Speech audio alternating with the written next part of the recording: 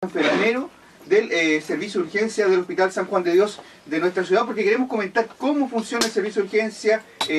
A veces la gente se molesta porque realmente no sabe cómo es la categorización dentro de este servicio, y sin duda alguna queremos aclarar esos temas. Queremos saber cómo ha funcionado hoy día el servicio de urgencia, cuál es la evaluación que tú haces. Bueno, durante los últimos años yo llevo trabajando ya 3 años en el servicio de urgencia. Y lo que podría decir que a mi criterio el hospital está pasando un proceso que se podría denominar más o menos como de transición, ¿ya? Yo creo que igual frente a todos los sucesos que han ocurrido también a nivel país, por ejemplo, que se ha ocurrido también un tema de migración de muchas personas, ya, interciudades, por ejemplo, el flujo de personas, por ejemplo, que antes era más o menos transitorio, dentro de nuestra ciudad se ha transformado más o menos en un flujo de personas que es más permanente, ¿ya? Entonces, durante el último tiempo, más que nada el hospital, en ocasiones también por la alta demanda de usuarios que acuden a los servicios, por ejemplo, de urgencia, la capacidad resolutiva que tiene el sistema de urgencia en ocasiones es superada por la demanda asistencial de pacientes, ¿ya?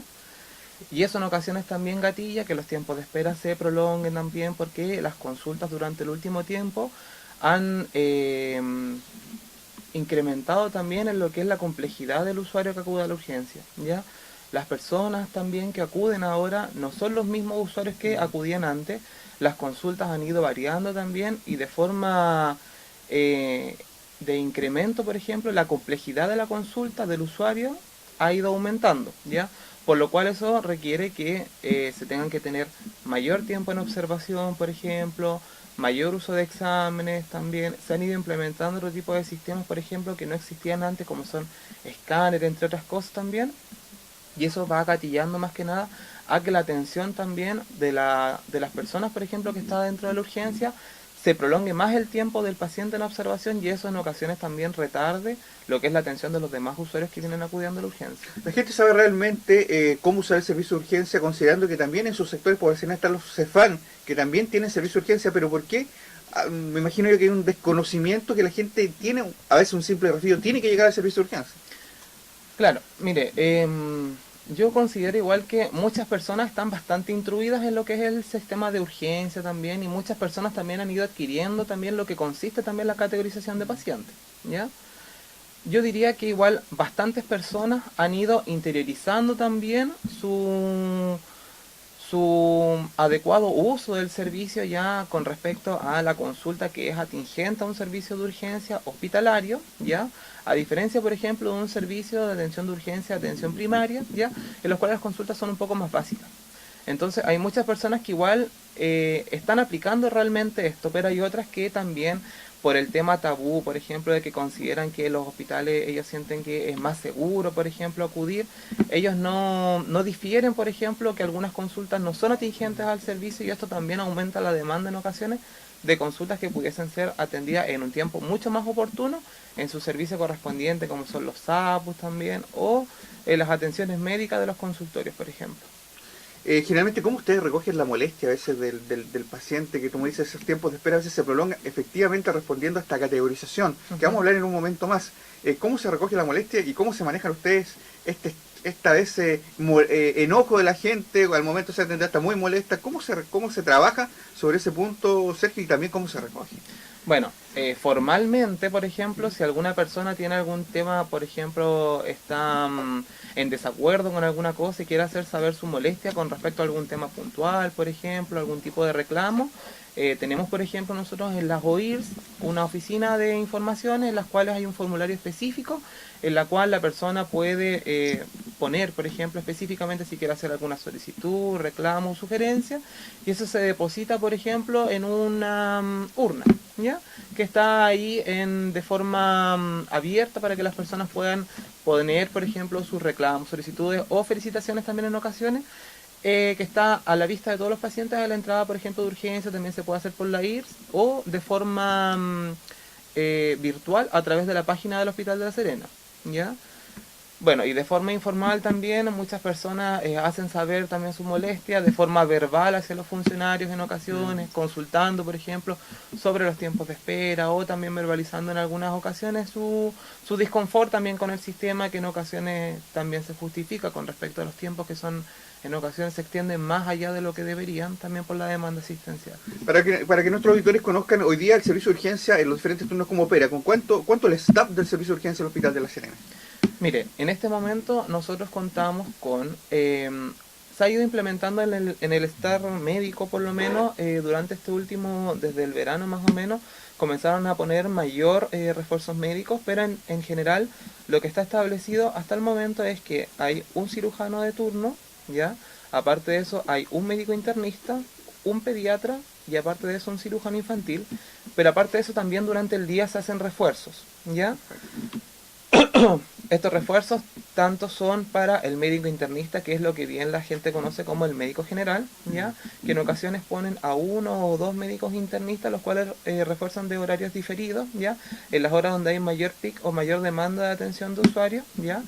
Y también ponen refuerzos en el área pediátrica, que dentro del tema de verano no es tanto el refuerzo pediátrico que requiere, producto de que la consulta igual disminuye en cierta proporción, ya, pero durante el invierno, a través de todo lo que es campaña de invierno, por ejemplo, se genera un mayor refuerzo también, porque la consulta aumenta bastante también, sobre todo lo que es el énfasis respiratorio, ¿ya? Con respecto a los enfermeros, nosotros rotábamos, son 2 enfermeros por turno, que se divide un enfermero de adulto y un enfermero pediátrico, ¿ya? Y desde este año se implementó, o sea, la verdad, desde el año pasado de octubre, ¿ya? Hubo un cuarto turno de selector, por lo cual son 3 enfermeros por turno, ¿ya? Aparte de eso también trabaja un enfermero de categorización pediátrica que trabaja en horario hábil de lunes a viernes en un horario diferido.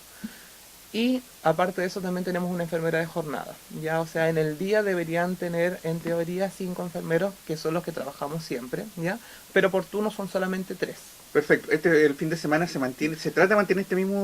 No, los fines de semana, como es horario inhábil, Sí. ya las personas que trabajan de jornada, la selectora pediátrica más la jornada no trabajan, entonces son solamente 3 enfermeros. Ah, perfecto. Lo que también Ya. reduce, a veces aumenta los tiempos que podría esperar una consulta. Exacto, también en ocasiones, ¿ya? Y en el tema paramédicos son 6 paramédicos por turno, ¿ya? Y aparte de eso se cuenta también con un paramédico de clínica, ¿ya? Que se encarga de la reposición de material dentro del servicio. Aparte de eso también hay 2 paramédicos más que se utilizan, uno para selección adulto y otro para selección pediátrica, ¿ya? Y auxiliares de servicio contamos con 2 por turno. Perfecto. Tú me decías recién la categorización.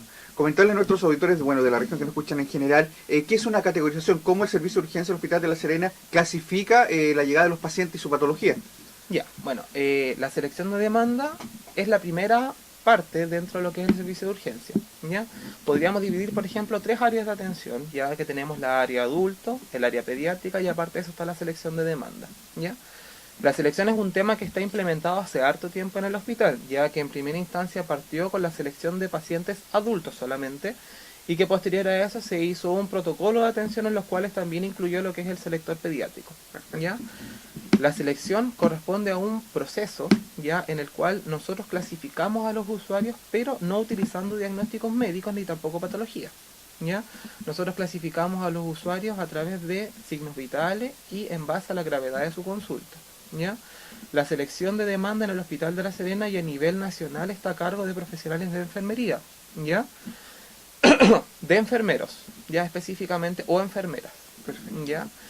Y en base a la categorización, entonces nosotros tenemos a nivel nacional 5 categorías las cuales utilizamos, que va de C1 a C5 y se van dividiendo en base a su gravedad.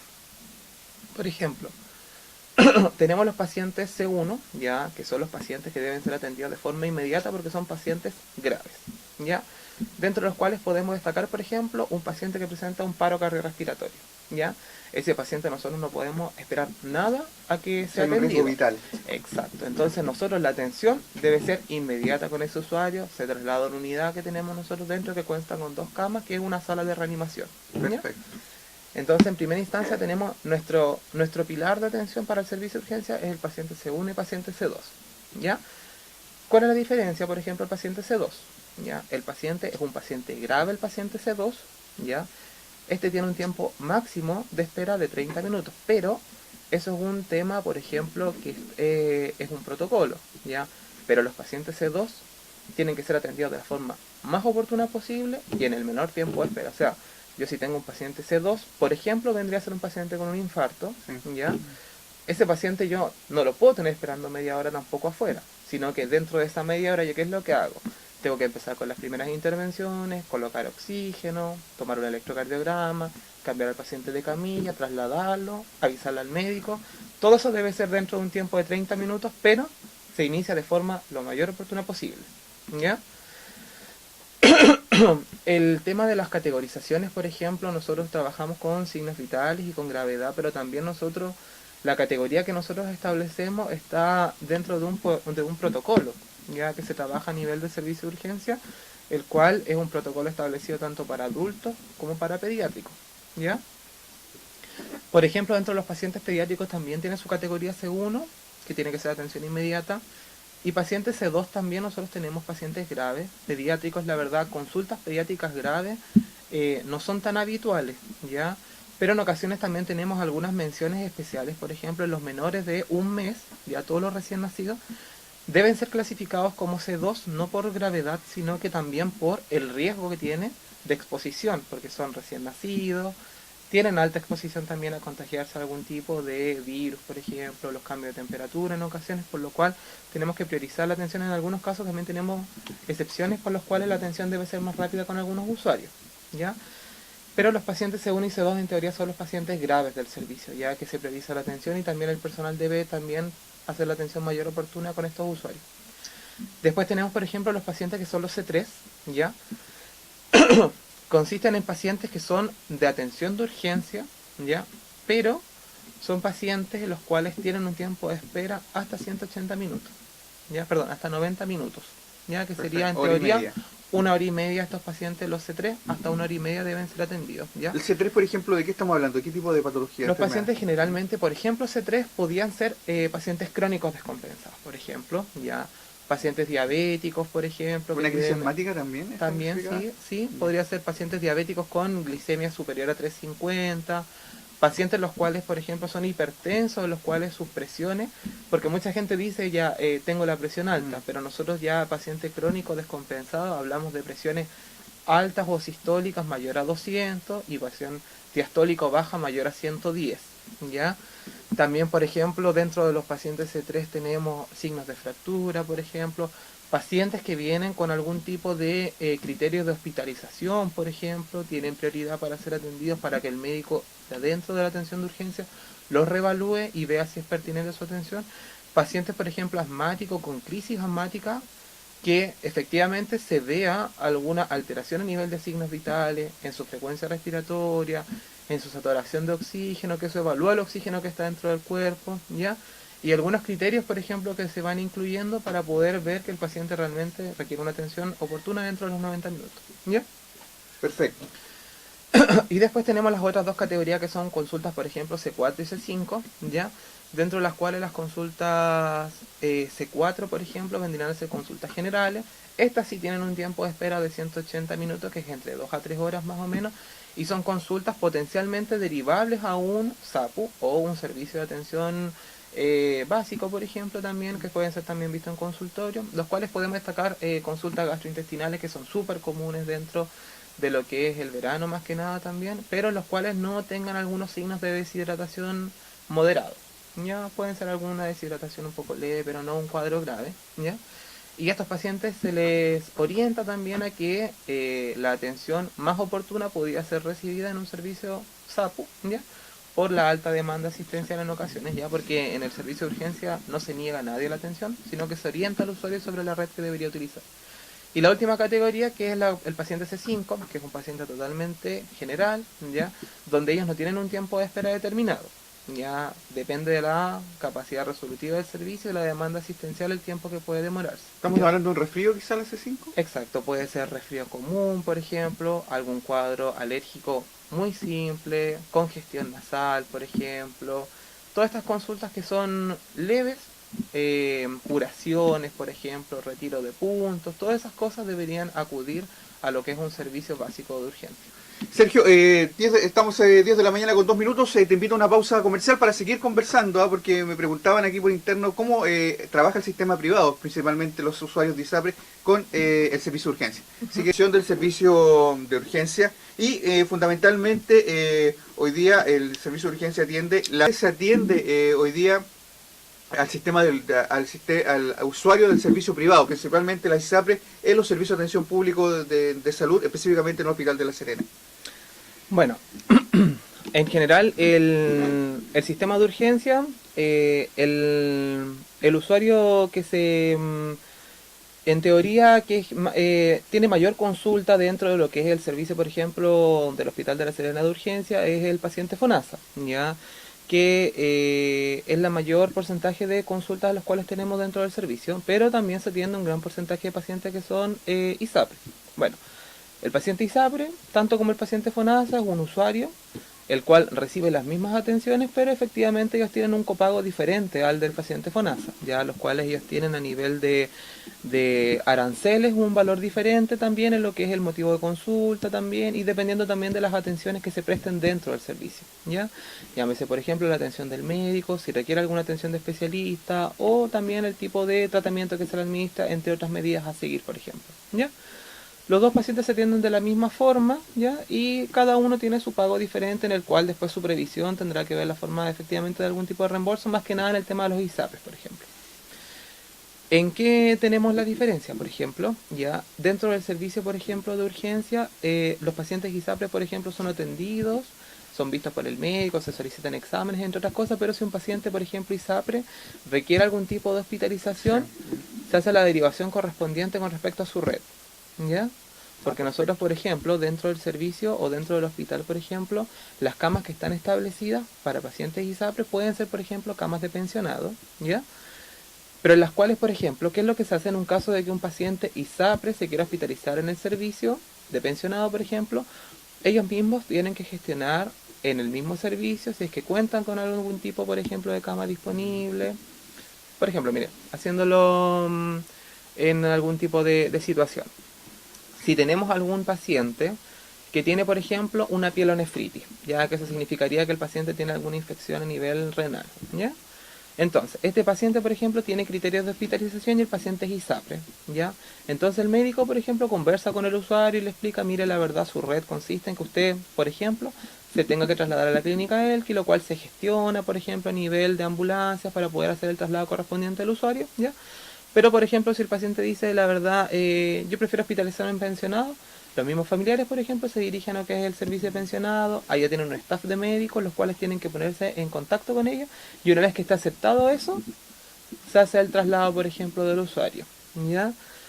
En ocasiones también, si bien por falta de camas, por ejemplo, dentro de lo que es la red privada, por ejemplo, se han hospitalizado también pacientes a nivel de hospital, ¿ya? Pero, por ejemplo, esta distinción en ocasiones también nos hace con pacientes de gravedad vital, ¿ya? Si un paciente, por ejemplo, presenta algún paro cardiorrespiratorio en la vía pública, por ejemplo, y es trasladado al servicio de urgencia, el paciente independiente, por ejemplo, que sea ISAPRE o sea FONASA, es atendido y se hospitaliza, por ejemplo, si lo requiere, en una UCI. Perfecto. ¿Se puede hacer, si no hay disponibilidad aquí en el sistema privado, está hablando de la clínica Elqui en el Hospital de La Serena, ¿se puede derivar el paciente al Hospital de Coquimbo, por ejemplo, si requiere hospitalización?